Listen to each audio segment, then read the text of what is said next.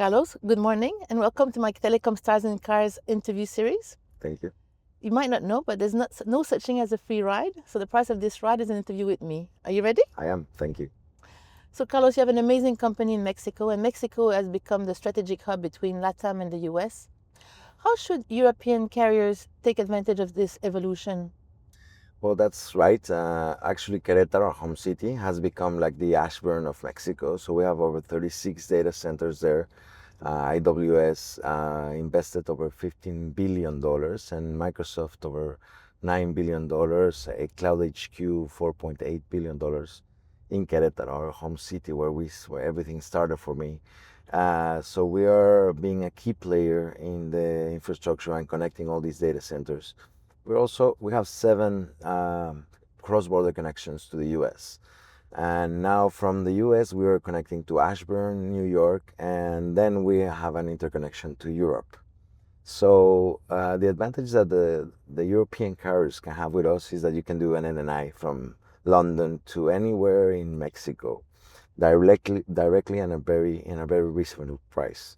So that's what we're working on, and we want to help all the international carriers to have their global customers connected in Mexico. So we serve them with last miles, direct internet access, backup services, managed services, and everything they need. Smart hands, smart eyes, and all that stuff that telecom requires all over the world. So we're the strategic partner for Mexico to have all that in one place. So for the European carriers listening to us today, what is the one thing they should do to better serve their customers in Mexico, and can your company help them? Sure. At IENTC, we have a incredible new network, like top of technology, very new cables, and we have an extremely fast delivery time. So at the telecom industry, one of the key stuff is to have the service fast.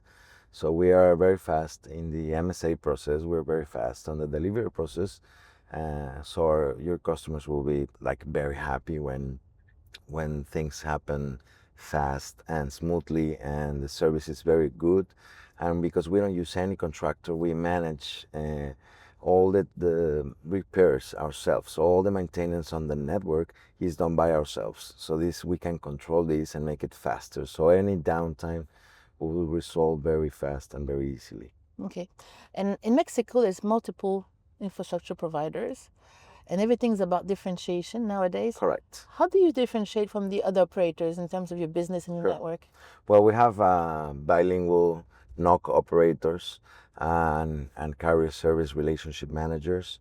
And we also are, as I told you, very fast and very efficient fixing. So everyone has problems all over, no? You saw about AWS recently had a very great outage, 15 hours. So Yeah. everyone is open or open to mistakes and to outages that happens all over the world. The thing is how you resolve it and how you react to them. So we have established a very nice protocols and very fast reacting process to make sure that our customers are happy with the service that we give them. And this has been very differentiating us as a disruptive partner, a different way of doing things in Mexico, and we hope so in Latam as well. Okay.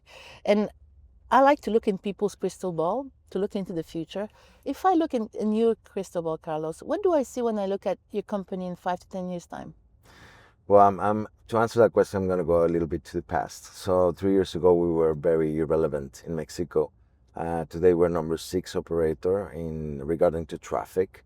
We have over 1.5% of the total internet traffic of the whole country. So we think that maybe in 5-10 years, we're going to be our company is going to be more than $1 billion worth. And we hope that we are a tier 1 operator and we have presence all over Europe and Asia. And we're helping others to get to Mexico and all other countries as well. And we become like a relevant player in worldwide.